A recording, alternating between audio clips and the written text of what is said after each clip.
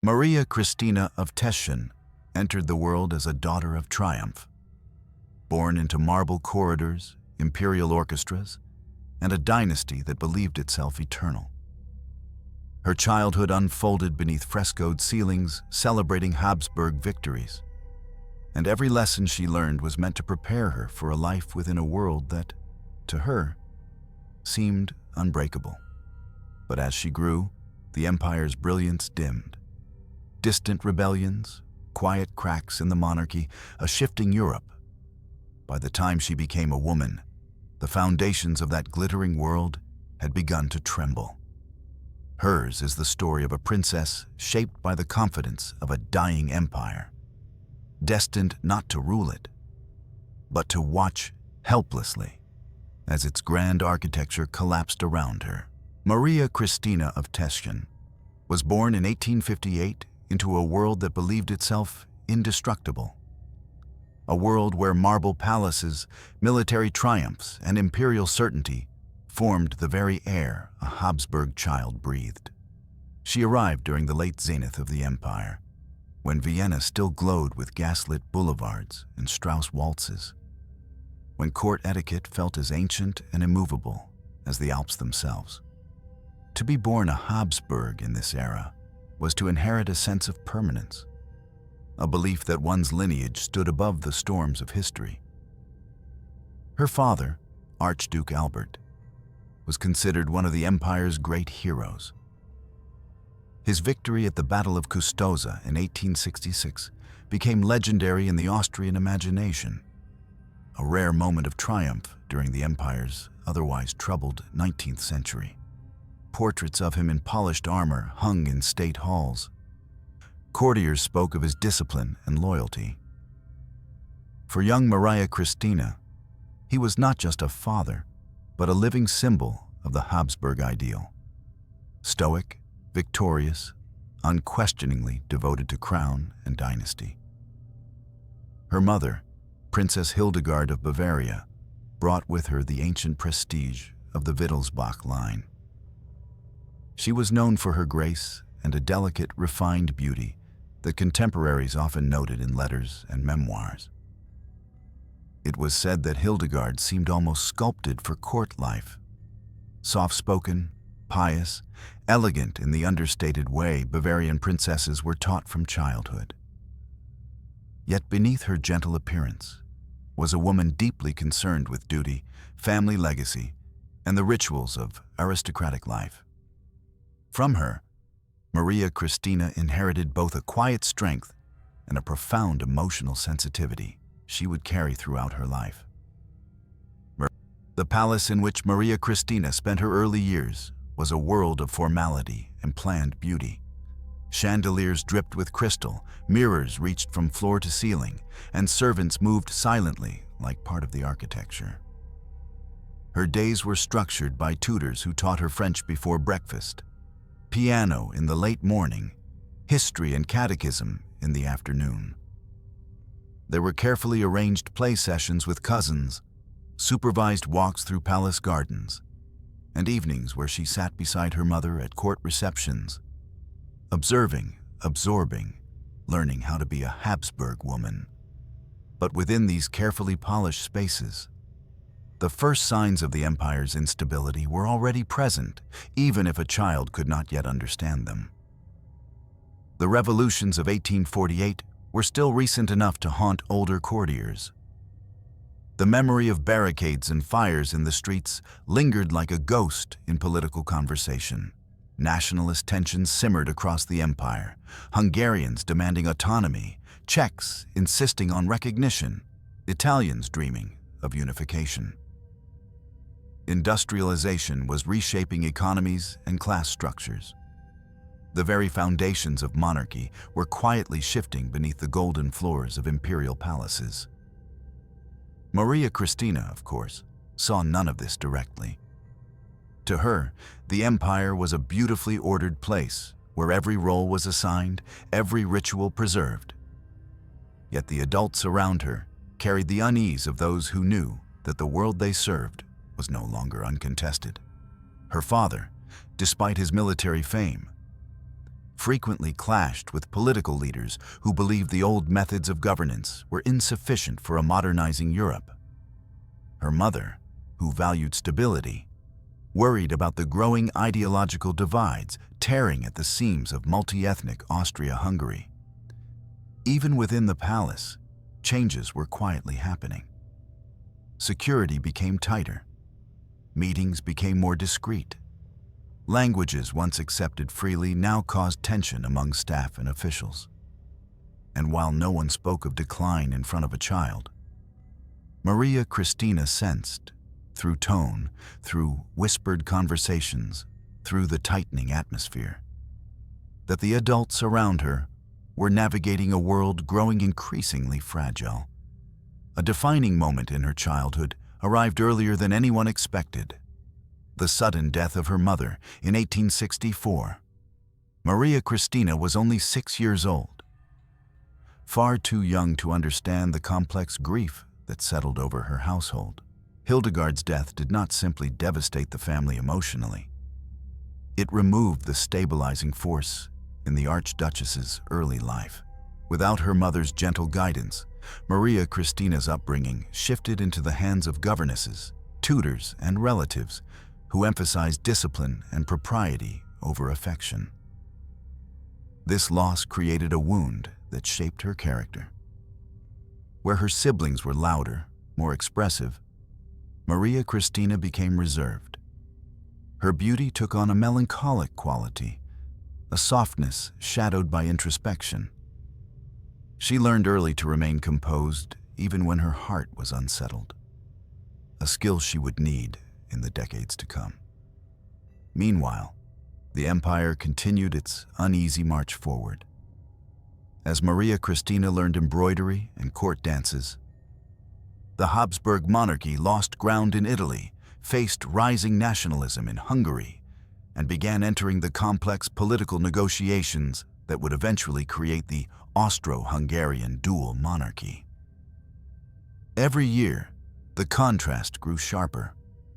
Inside the palace, a life of glittering ceremony. Outside, a world shifting toward modernity, revolution, and political fragmentation. By the time she reached adolescence, Maria Christina had become a symbol of the last untroubled generation of Habsburg children.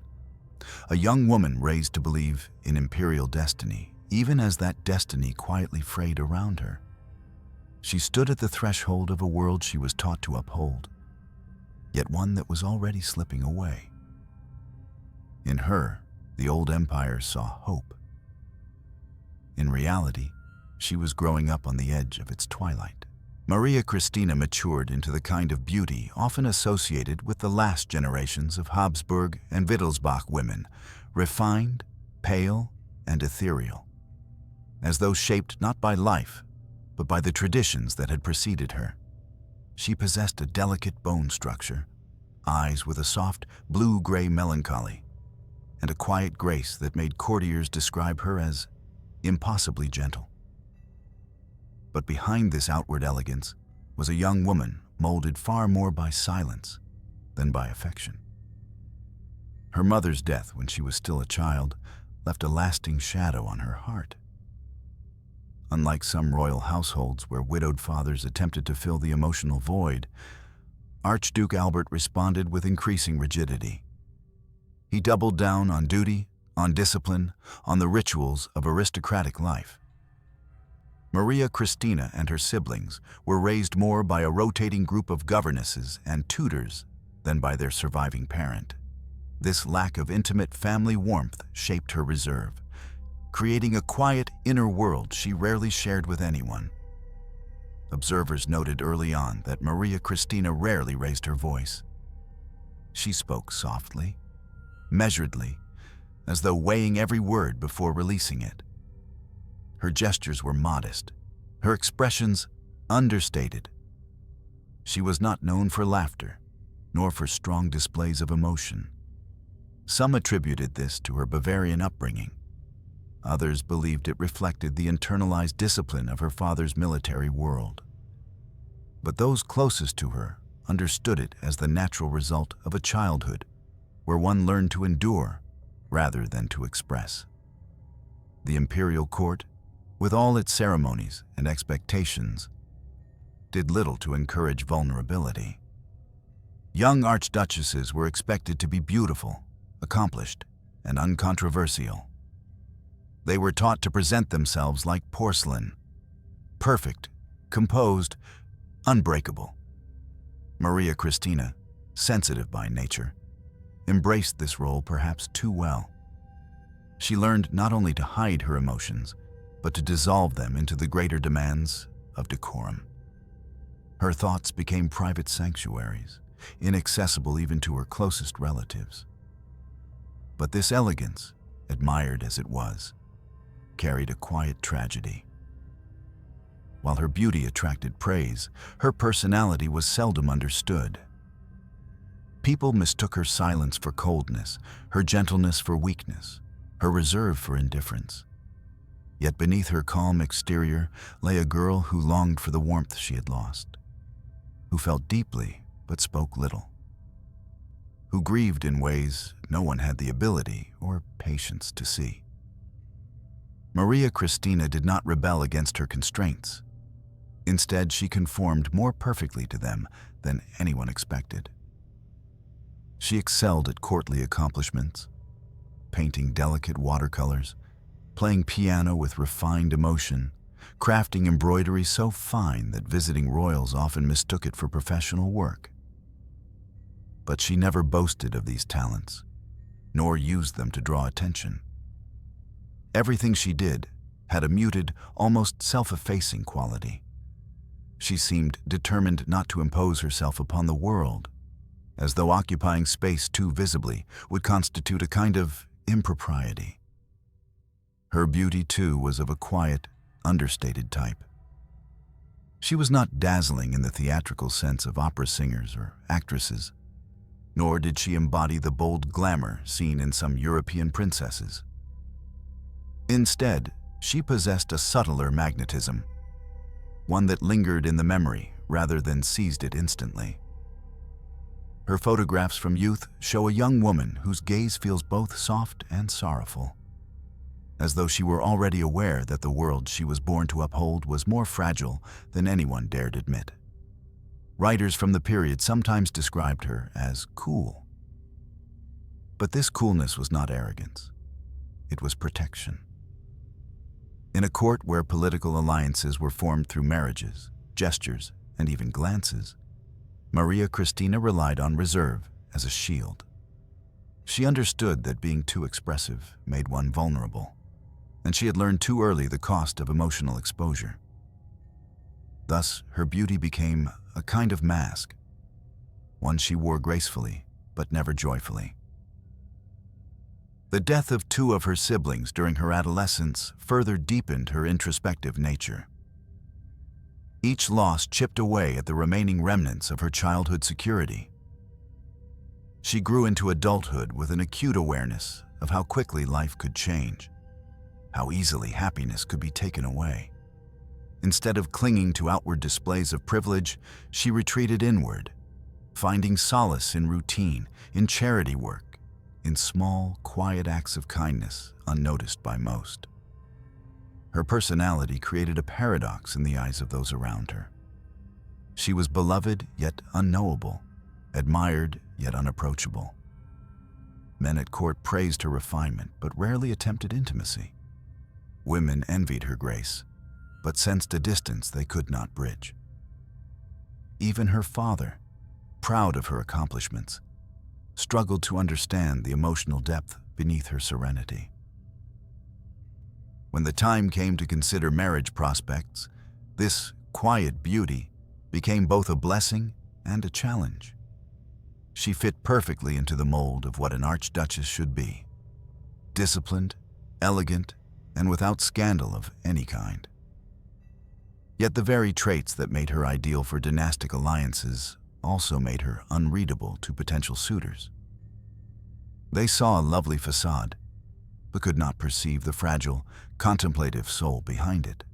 And so Maria Christina entered adulthood as a woman shaped more by expectations than by personal desire. She moved through court like a soft echo of an older, disappearing world, an emblem of Habsburg femininity at its most restrained and melancholic. She carried herself with dignity, but also with the quiet sorrow of someone who understood, even at a young age, that her life would be one of duty rather than fulfillment. In her, one glimpses the twilight of the old empire. Beautiful, ceremonial, carefully composed, and already tinged with a sadness that hinted at what was to come. Maria Christina entered adulthood at a time when personal happiness was seldom a consideration in aristocratic marriages. For Habsburg daughters, marriage was a tool, an instrument to sustain alliances, stabilize borders, or preserve the illusion of unity within a multi-ethnic empire that was beginning to fracture. Whatever quiet dreams she may have held for companionship or affection were overshadowed by the unspoken understanding that her marriage would never be about her.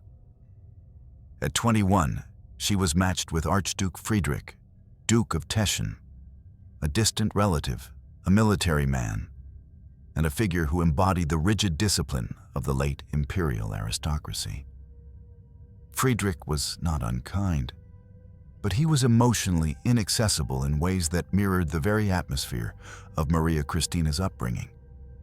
Stern, reserved, and deeply embedded in the world of regiments, drills, and tactical maps, he represented an entirely different rhythm of life than the introspective, gentle one she inhabited. Their engagement was announced with all the pomp expected of a Habsburg union: glittering court receptions, congratulatory letters from European monarchies, and the usual assurances that the match was advantageous for both families. Yet behind the fanfare, there was no whisper of romance, no tender accounts of two souls drawn to each another. Theirs was a practical alliance, suitable, respectable, strategically sound. That was all that mattered. The wedding took place under grand chandeliers, amid orchestras and clergy, and an audience dressed in silks and jewels. Maria Christina, in her bridal gown, looked serene, dutiful, impeccably poised, a perfect symbol of imperial continuity. But those who knew her well sensed a faint tremor beneath her composure. She entered the marriage as she had been taught to enter every major event in her life, with obedience, with grace, with the silence expected of a Habsburg woman. Friedrich, for his part, fulfilled every obligation of a husband in the dynastic sense. He provided a household, resources, and the prestige of the Teschen title. But he spent most of his time away on military assignments, reviewing troops, inspecting fortifications, or participating in strategic councils. His affection, if it existed, was expressed through formal gestures rather than emotional warmth. He approached marriage as another duty, another aspect of his role within the imperial system. Their domestic life was structured, orderly, and profoundly distant. Maria Christina took charge of the household in the manner expected of an archduchess. She managed servants, organized receptions, and supervised the education of her children. She excelled at these responsibilities, though they brought her little personal joy. Her tenderness lay in the details: the soft way she arranged her daughter's hair, the care she took in choosing tutors, the quiet hours she spent reading with her older children. But the rhythm of family life was continually disrupted by Friedrich's frequent absences and by personal tragedies that struck with cruel regularity. She bore 8 children, 4 daughters and 4 sons. 3 of them died young, losses that carved deep and invisible scars across her heart. In court life, infant mortality was tragically common. Yet the emotional devastation it brought was rarely acknowledged. When each child was lost, Maria Christina grieved in private, behind the closed doors of her rooms. There were no public displays of mourning beyond the expected protocol. her sorrow was absorbed into the quiet dignity she had carried since childhood. These losses further distanced her from Friedrich, who responded to tragedy with the stoicism ingrained in him by his military upbringing. While Maria Christina absorbed emotional pain in silence, Friedrich confronted it by redoubling his dedication to work. Their differences, already noticeable, widened into an emotional gulf neither attempted to bridge. Letters from contemporaries describe the couple as peaceful but separate, harmonious in appearance, but strangers at heart. And indeed, they did not quarrel. They moved through life like two parallel lines, close but never meeting, fulfilling roles rather than building a shared interior world. For Maria Christina, the marriage became a quiet endurance, not a source of suffering exactly, but a constant reminder that her life belonged to structures older and larger than herself. Yet she did not allow this emotional emptiness to harden her. Instead, she poured her compassion into charitable work, into the upbringing of her surviving children, and into the small acts of kindness that defined her character.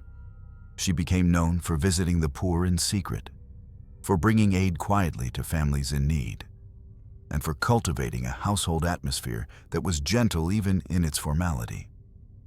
Her reserved nature masked a deep capacity for empathy, one she rarely showed in words but expressed through deeds. As Europe moved toward the closing years of the 19th century, the empire's political stability grew increasingly fragile, and the pressure on noble families intensified. Marriages like Maria Christina's were meant to symbolize unity, but they could not repair the fractures spreading beneath the imperial facade. Her personal life, beautiful, ceremonial, and quietly sorrowful, mirrored the empire itself. Outwardly strong, inwardly unsettled. By the time she followed Friedrich to Galicia, where he would assume one of the most challenging governorships in the empire, Maria Christina had already accepted the path laid before her. She would not know passionate love or companionship in the way she might have once dreamed. But she would carve out a life of purpose nonetheless. Not through the bond she lacked with her husband, but through the quiet strength she carried into the world beyond their marriage. In this, her story becomes more than a tale of dynastic duty. It becomes an early chapter in a long journey of transformation, one that would ultimately reveal her greatest strength not within Vienna's glittering courts, but in the distant borderlands where she would finally discover the meaning of her own compassion. When Maria Christina followed her husband to Galicia in 1895, she stepped into a world far removed from the imperial splendor of Vienna. Galicia, vast, rural, impoverished, ethnically diverse, was one of the empire's most complex and fragile provinces. To most Habsburg nobles, it was a distant assignment, a region to be administered rather than understood. But to Maria Christina, it gradually became something else, a place where her sense of duty transformed into genuine purpose. Galicia was a land of contrasts. Mansions of Polish nobility stood beside villages where peasants lived in wooden huts. Jewish communities thrived in towns like Lemberg and Brody, yet faced deep-rooted prejudice and economic hardship. Ukrainian-speaking farmers struggled against poverty while Polish elites dominated cultural life. It was a world held together not by unity, but by quiet endurance, where centuries of tension simmered beneath the surface. For Friedrich, a man focused on administration and military protocol, Galicia was a command. For Maria Christina, it became a calling. At first, she understood her role simply as a governor's wife, to appear at ceremonies, to maintain social order, to represent imperial dignity. But as she moved through the region, escorted by local officials, she began to see its suffering with a clarity that surprised even her. She visited hospitals with outdated equipment, orphanages struggling to feed the children in their care, and schools where books were shared among dozens of students. She encountered Jewish families whose livelihoods were threatened by pogroms in neighboring territories. And she saw rural communities devastated by crop failures and epidemics. Something awakened in her, an emotional responsiveness rarely acknowledged during her years in Vienna. The silence she had carried since childhood did not dissolve, but it changed shape.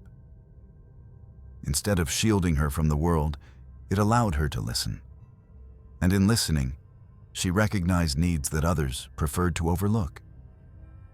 Friedrich's governance was efficient but impersonal. He approached Galicia as a territory to be stabilized, its bureaucracy to be strengthened. Maria Christina approached it as a human landscape. She began visiting hospitals regularly, not as ceremonial obligations, but as genuine acts of compassion. She listened to doctors describe shortages, spoke with nurses exhausted from endless work, and sat at the bedsides of patients whose families could not afford care. Her interventions were subtle, yet powerful. She secured funding for new medical supplies, improved sanitary conditions in several institutions, and used her influence to support the establishment of modern clinics. She also strengthened charitable networks by mobilizing local aristocratic women, encouraging them to participate more actively in social relief. Under her quiet direction, orphanages began receiving more consistent aid, and community kitchens expanded their services during winters when hunger grew acute. Most remarkable was her work with Jewish communities, a rarity among imperial noblewomen. Galicia's Jewish population was among the largest in Europe, and while many lived in vibrant cultural centers, even more faced severe poverty and discrimination.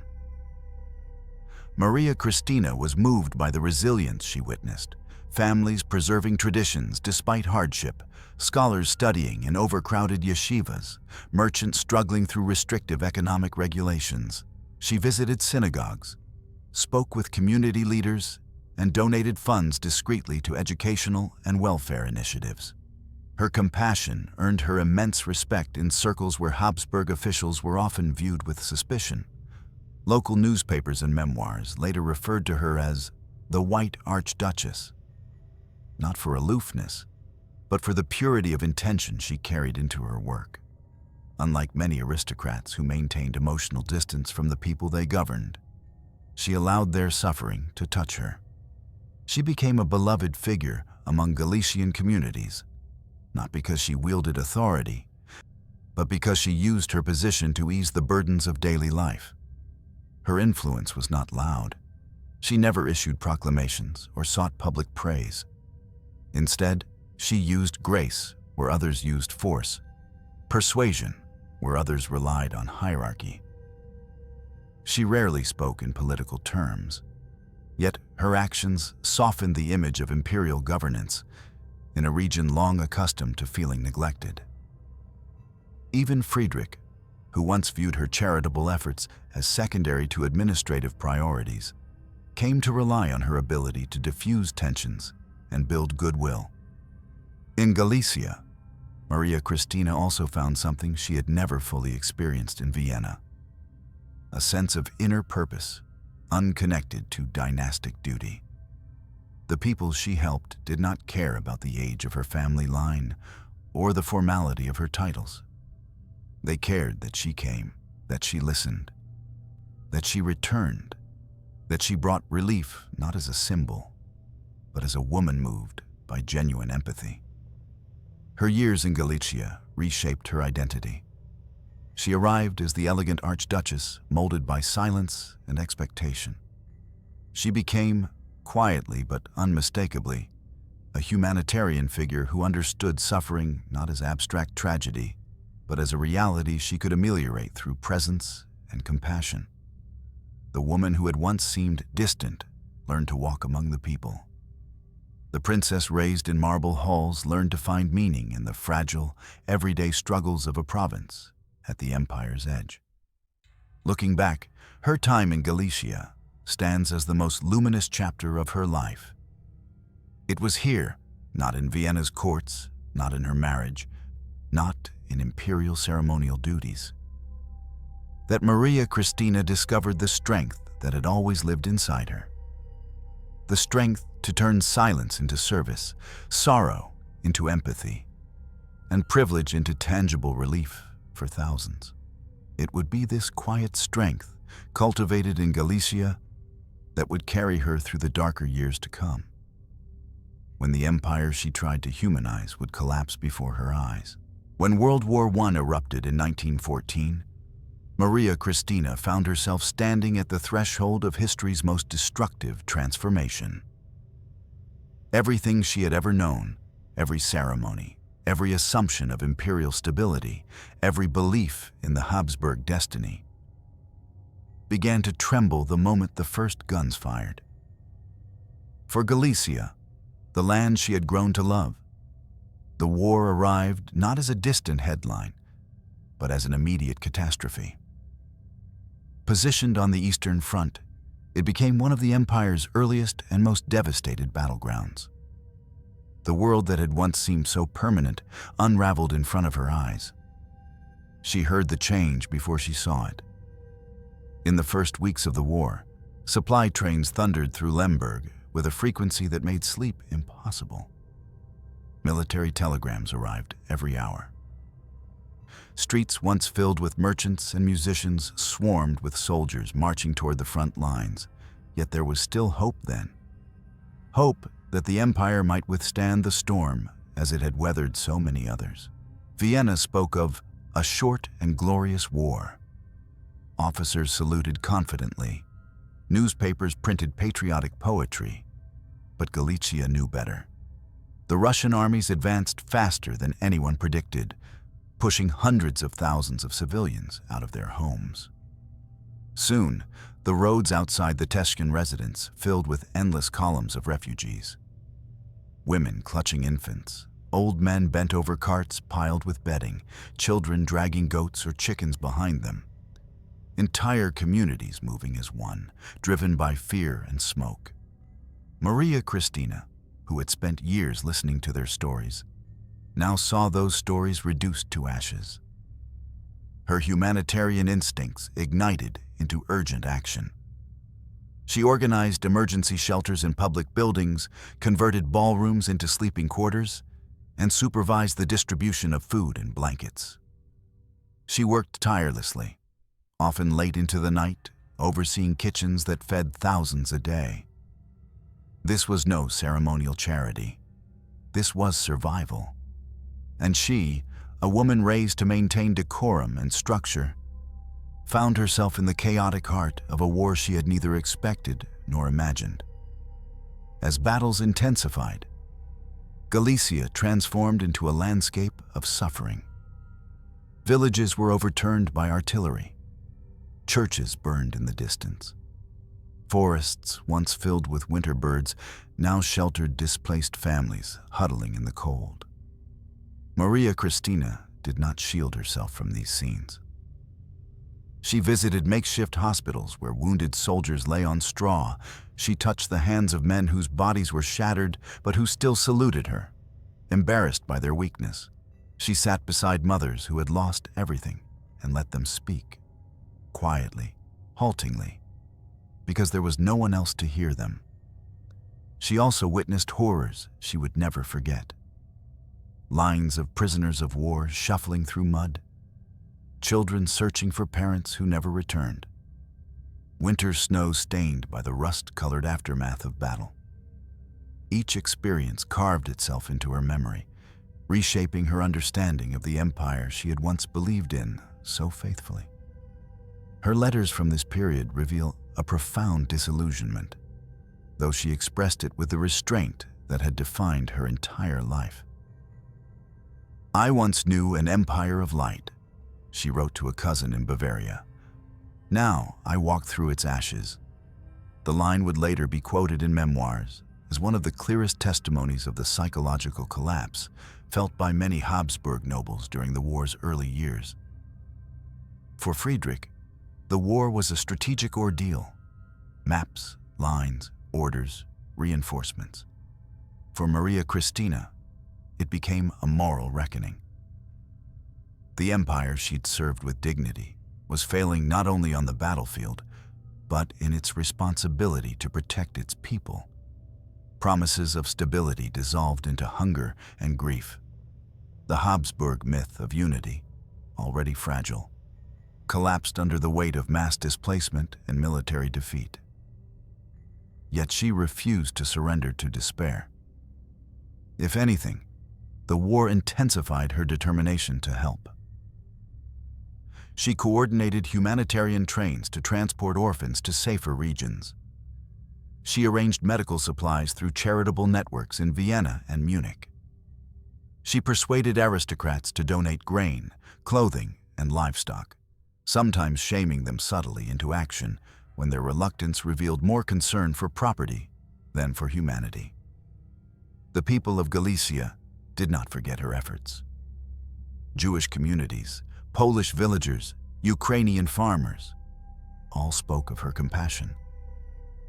Even Russian officers who later occupied certain areas during the shifting tides of war noted her courage and fairness.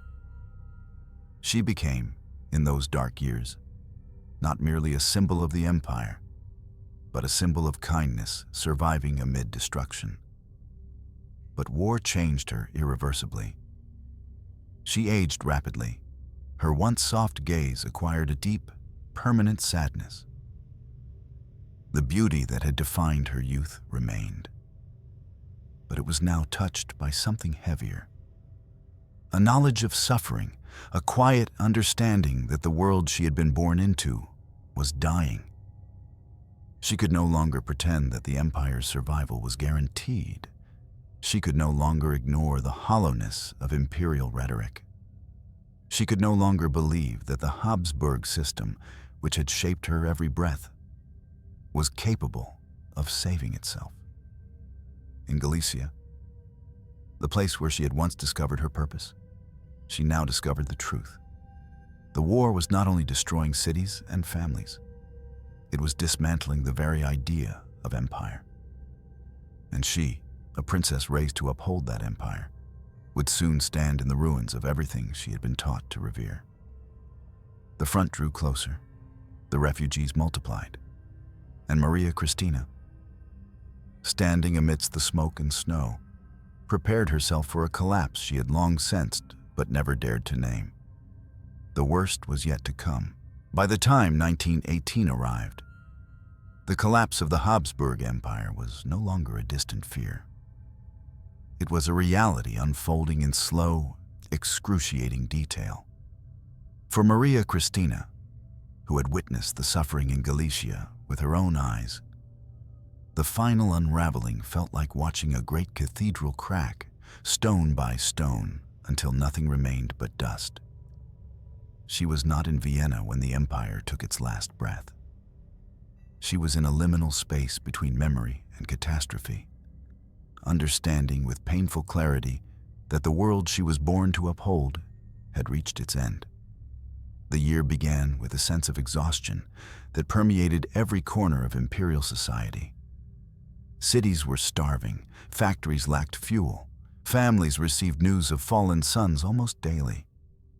The imperial armies were stretched thin, demoralized, and fragmented by competing national loyalties.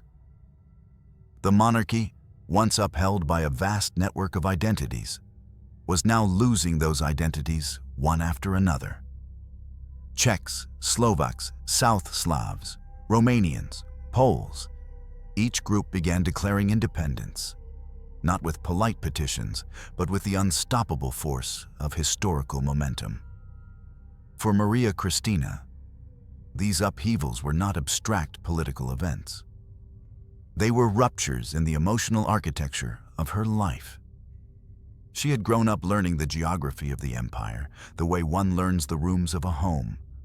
Bohemia, like a familiar hallway, Hungary like a grand chamber, Galicia, a distant wing she later learned to love. Now these rooms were being sealed off, one by one, until the home itself no longer existed. Even the symbols of imperial permanence began to disappear. Portraits of emperors were removed from public buildings. Flags changed overnight. Crowds tore down Habsburg eagles that had adorned schools and courts for generations. Newspapers that once praised the monarchy now wrote openly of its decay. It felt, in many ways, like watching a great monarch laid on his deathbed, surrounded not by reverence, but by impatience. Archduke Friedrich, Maria Christina's husband, observed these changes with a soldier's stoic resignation.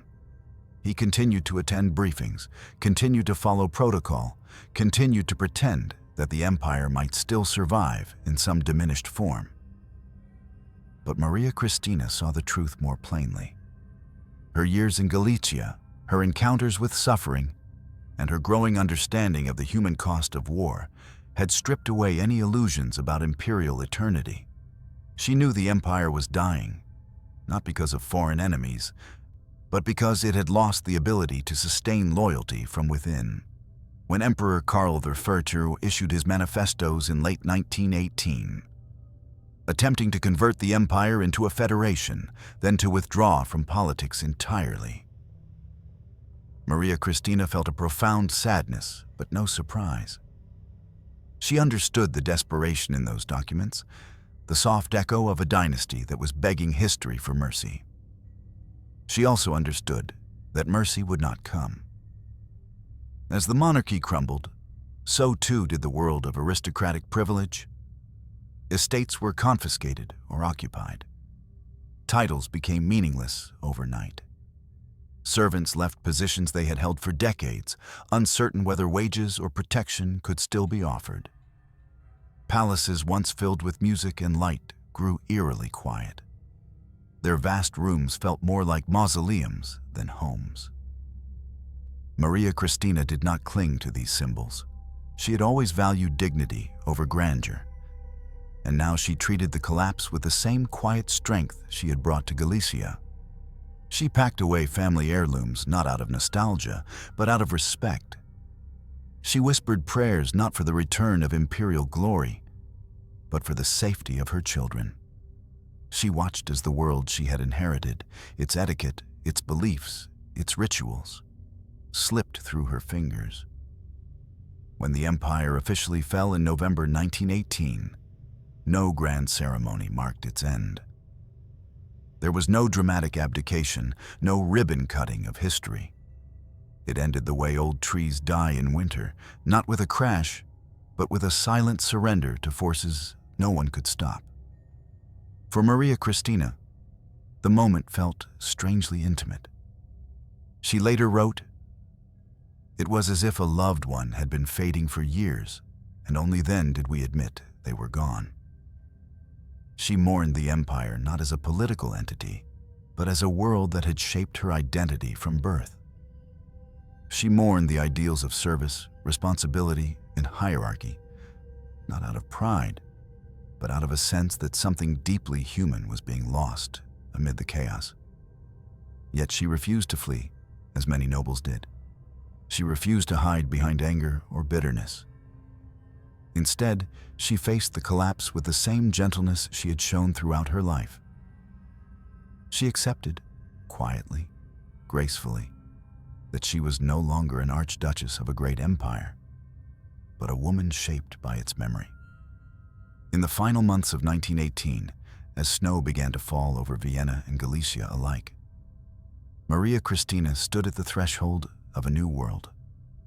A world with no throne, no crown, no empire, only the lingering echo of what had once been. And in that echo, she carried the dignity of a woman who had seen splendor, witnessed suffering, and now accepted the inevitable end of everything she had been born to revere. The empire was gone, but she, in her quiet resilience, remained. After the empire's final breath in 1918, Maria Christina entered a phase of life that no Habsburg princess had ever been prepared for. Obscurity. Not exile, not quite, but a gradual fading from the stage of history as the world around her transformed with breathtaking speed. Vienna, once the glittering capital of one of Europe's largest monarchies, became the modest center of a small, struggling republic. And Maria Christina, who had been raised to walk through palaces as though they were extensions of her own identity, now found herself navigating ordinary streets as quietly as any other aging widow. Her transition from imperial archduchess to private citizen was not marked by drama, scandal, or defiance. Instead, it unfolded with the same gentle resignation that had defined her life. She gave up the grand apartments associated with her title and moved into a modest home outside the city center, a villa with aging walls, simple furniture, and a small garden she tended herself when her health allowed. The woman who had once overseen servants, receptions, and charitable courts now watered flowers with her own hands and folded linens without assistance. Though she never complained, the adjustment was profound. For most of her life, Maria Christina had been surrounded by layers of ceremony, protocol, and retinues of attendants. Now, when she walked to the market to buy bread or vegetables, she did so without fanfare. Sometimes people recognized her. A tilt of the head, a soft whisper of, "That is the Archduchess of Teschen." But recognition no longer carried weight. Respect had become a matter of personal sentiment, not of imperial command. She adapted not by clinging to her past, but by accepting the present with remarkable humility. Her letters from the early 1920s, few but revealing, show a woman who understood the arc of history more deeply than many of her aristocratic contemporaries. "We lived too long in houses built on old promises," she wrote to a distant cousin. "Now we must learn to walk on bare ground." There was no bitterness in her words, only a quiet wisdom born from years of witnessing suffering up close. Those who visited her in these years were struck by the serenity of her demeanor. She dressed simply, in dark fabrics and modest cuts. She kept her hair pinned in the austere style she had worn since widowhood. Her routines were gentle: morning prayers, a walk around the garden, time spent reading old books or writing short notes to her children scattered across the collapsing aristocratic networks of Europe. She kept only a handful of possessions from her former life: portraits of her parents, a miniature of her husband, a few religious icons, and small mementos from Galicia. Not trophies, but memories. Visitors often described her as resembling a ghost from another century. Yet she was not detached or melancholic. Instead, she carried with her a kind of dignified stillness, an awareness that she belonged to a world that no longer existed, and that her task now was simply to live quietly, without resentment, without regret. Her children, raised in privilege, faced their own challenges in the new order. Some adjusted reasonably well, pursuing careers or marriages outside the shrinking boundaries of aristocratic expectation. Others struggled with the loss of identity and purpose that came with the empire's fall. To each of them, Maria Christina offered the same gentle counsel: to remain honorable, to accept change, to live with grace. She did not cling to titles or instruct them to preserve the past. Instead, she encouraged them to adapt, understanding that the world no longer had a place for Habsburg grandeur. Vienna itself became a visible reminder of what had been lost. The Ringstrasse, once filled with carriages carrying nobles to the opera or to palace receptions, now bustled with students, workers, and families navigating the challenges of a young republic. Palaces once illuminated for imperial festivities now hosted government offices, museums, or merely faded behind locked gates. Maria Christina walked past these places with a kind of quiet reverence. She did not mourn their transformation. She simply acknowledged the echo of memory in their walls. One of her few consistent social engagements during these years was charity. Though now her work had shifted from formal patronage to small, personal acts of kindness. She supported local orphanages with what funds she still possessed.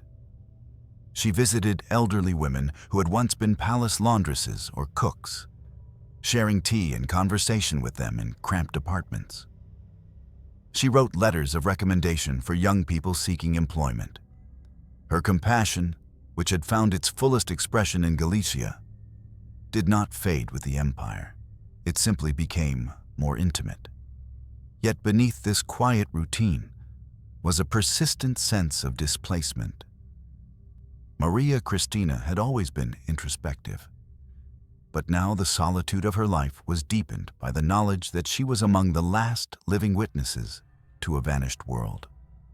Friends who visited her during the winter months recalled the way she would sit by the window as dusk settled over Vienna, watching the city lights flicker on. In those moments, she seemed suspended between past and present, still carrying herself with the posture of an archduchess, yet living in a world that no longer recognized such titles. And yet, despite everything she had lost, she did not descend into despair. She had endured the deaths of children, the horrors of war, the collapse of an empire, and still her soul remained gentle. Her life after 1918 became a testament to resilience, not built on power, but on compassion and quiet acceptance. She understood something that many of her relatives refused to see, that survival meant letting go, not clinging. In these years of obscurity, Maria Christina revealed her truest strength. Stripped of rank and forced to live simply, she remained dignified, kind, and profoundly human. A woman who once belonged to the world of emperors, now navigating the fragile, humble rhythms of an ordinary existence with grace. She did not live as an empress, but she lived as something rarer, a witness who carried the full weight of a fallen world with humility instead of bitterness. By the late 1920s, Maria Christina had become a quiet landmark in Vienna, a living reminder of a vanished empire, though one so unobtrusive that many residents passed her on the street without realizing who she was. The Habsburg world had shrunk to the dimensions of her modest villa, and the handful of memories preserved in carefully tended drawers. Her once expansive life, marked by coronations, court ceremonies, and political duty, had narrowed to a simple routine shaped by prayer, reading, and quiet reflection. Yet even in this reduced existence, she maintained a gentleness that touched everyone who came into her orbit. Her health began to decline slowly, without drama, as though her body were following the same quiet path of dissolution that had taken the empire she once served. Friends and relatives noted a softening of her features, a deeper frailty in her movements. But she did not complain, nor did she allow those around her to treat her as a figure of tragedy. She continued to walk in her garden when the weather allowed, leaning on a cane but still pausing to admire the roses she had planted years earlier. She still wrote short letters, always elegant, always considerate, to her children and to a few old acquaintances scattered across Europe. What distinguished Maria Christina from many of her aristocratic contemporaries was her complete absence of bitterness. She harbored no resentment toward the republic that had replaced the monarchy, no anger toward the people who no longer bowed when she passed, no prideful clinging to vanished titles. Perhaps it was because she had seen too much suffering in Galicia and during the war to idealize imperial authority. Or perhaps her quiet temperament had always shielded her from the vanity and rigidity that consumed other members of the former ruling class. Whatever the reason, Her final years were marked by a serenity that seemed almost otherworldly. Those who visited her in the last months of her life described a woman who existed halfway between the world of the living and the memories that formed her inner landscape. She spoke often of her mother, Princess Hildegard, whose early death had shaped her entire emotional life. She recalled her years in Galicia with a mixture of sorrow and pride, recognizing them as the most meaningful chapter of her existence. She rarely mentioned the empire directly, though when she did, her tone carried neither nostalgia nor condemnation, only the quiet acceptance of someone who understood that history moves according to forces far beyond the influence of any one family, even one as powerful as the Habsburgs. Her home reflected this introspective calm. Visitors described shelves lined with worn prayer books and a few carefully framed portraits. Her parents, her husband Friedrich, and her children. The grand oil paintings of her ancestors that once filled palace walls had long since been sold or stored away, replaced by smaller, humbler images that spoke not of dynasty, but of personal memory. The mansion-like residences in which she had grown up were gone. In their place was a small parlor where a kettle simmered quietly and a vase of fresh flowers, always fresh even in winter, stood beside her favorite chair. In the spring of 1929, Maria Christina fell ill with a short but severe respiratory infection. Physicians attended her, but medical science of the time could do little for a woman of 70 whose strength had been gradually ebbing for years. She faced her final illness with the same composure she had brought to every adversity in her life, silently, without fear, without demand. She asked only for a priest, her rosary, and the presence of her surviving children when possible. Her death, when it came, was gentle, more like the extinguishing of a candle than the ending of a life once surrounded by imperial ceremony. There were no palace bells tolling, no crowds gathering outside gates, no black-draped carriages announcing the passing of a Habsburg Archduchess. The newspapers printed short notices, 5 or 6 lines, acknowledging the death of Maria Christina, born Archduchess of Austria, Duchess of Teschen. No titles like Imperial Highness, no reminders of a world that had once bowed before her. Just a name, a date, and a brief description of her lineage. Her funeral matched the modesty of her final years. A simple coffin, a quiet church, a small gathering of relatives, along with a few elderly retainers who had served her family before the empire dissolved. They came not because of her rank. There was no rank to speak of anymore, but because of who she had been. A gentle soul in a harsh century, a compassionate witness to an age of upheaval, a woman who had borne the collapse of her world with unparalleled dignity. As her coffin was lowered, those present remarked on the symbolism they could not ignore. With her passing, another thread of the old Habsburg tapestry disappeared forever. She had lived through the fading of an empire, survived the horrors of war, and navigated the uncertainty of a new republic. Not as a ruler, not even as a political force, but as a human being who carried history quietly within her. Maria Christina's death marked more than the end of a life. It marked the final heartbeat of a world that had already dissolved in smoke and memory. Where emperors once ruled and armies once marched, there now remained only silence. And in that silence, the faint, enduring echo of a woman who lived with grace in the twilight of an empire. Maria Christina's life, when viewed from beginning to end, reads less like the biography of a single woman and more like an extended metaphor for the Habsburg Empire itself, born into splendor, shaped by obligation, tested by war, and extinguished quietly. Her existence mirrored the slow, profound unraveling of the dynasty to which she belonged. In her story, one sees not only the arc of a life, but the emotional anatomy of a collapsing empire. The pride, the illusions, the fragility, the sorrow, and ultimately, the humble endurance that survived after the dust had settled. She came into the world during what historians call the late golden age of the Habsburgs. A family still powerful enough to command respect, still ceremonially magnificent, still wrapped in traditions that felt eternal.